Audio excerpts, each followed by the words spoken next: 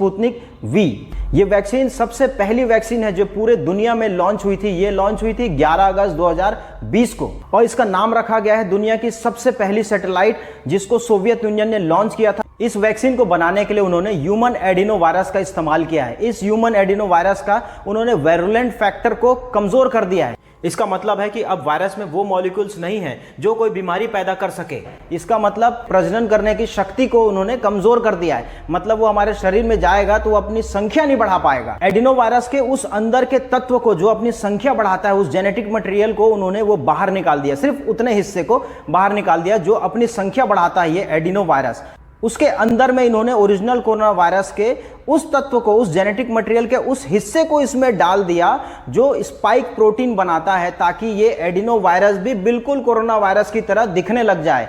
जैसे कि पहले वीडियो में मैंने आपको बताया था कि कोरोना वायरस SARS-CoV-2 वायरस में स्पाइक प्रोटीन्स होते हैं, तो इसमें उन्होंने क्या किया, वो जेनेटिक मटेरियल को उतने हिस्से को कट करके इसमें डाल दिया ताकि ये भी स्पाइक प्रोटीन बनाने लगे। इसी प्रोसेस को कहते हैं रिकॉम्बिनेंट, मतलब दो जेनेटिक मटेरियल को जोड़ने को कहते हैं रिकॉम्बिनेंट, इसलिए ये रिकॉम्बिनेंट एडिनो वायरस है।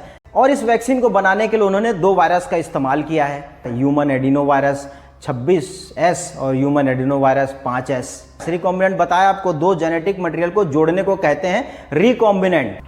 अब इसको वैक्सीन के रूप में हमारे शरीर में डाल देते हैं, तो ये है तो एडिनो वायरस, लेकिन ये दिखता है बिल्कुल SARS-CoV-2 वायरस की तरह, मतलब कोरोना वायरस की तरह। तो हमारा शरीर ये देख के एंटीबॉडी बनाता है। तो जब अब ओरिजिनल कोरोना वायरस हमारे शरीर में आएगा तो ये हमको सुरक्षा प्रदान करेगा। इसको डेवलप किया है मॉस्को के गमालिया इंस्टीट्यूट ने, जहां पे बाकी वैक्सीन दोनों डोज में सेम वायरस इस्तेमाल कर रहे थे। स्पुतनिक वी ने क्या दिमाग लगाया कि इन्होंने दो वायरस इस्तेमाल किए, दो अलग अलग डोजेस में दो वायरस, ताकि हमको ज़्यादा से ज़्यादा इम्यूनिटी मिल सके।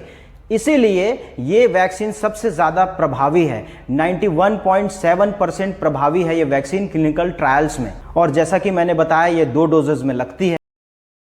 वैक्सीन लगवाने से पहले अंतिम निर्णय तो आपका ही होगा, तो अपनी समझदारी का इस्तेमाल करें, उसके बाद ही वैक्सीनेशन के लिए आप जावें, क्योंकि अभी तक कोई भी 100% प्रभावी वैक्सीन नहीं बनी है।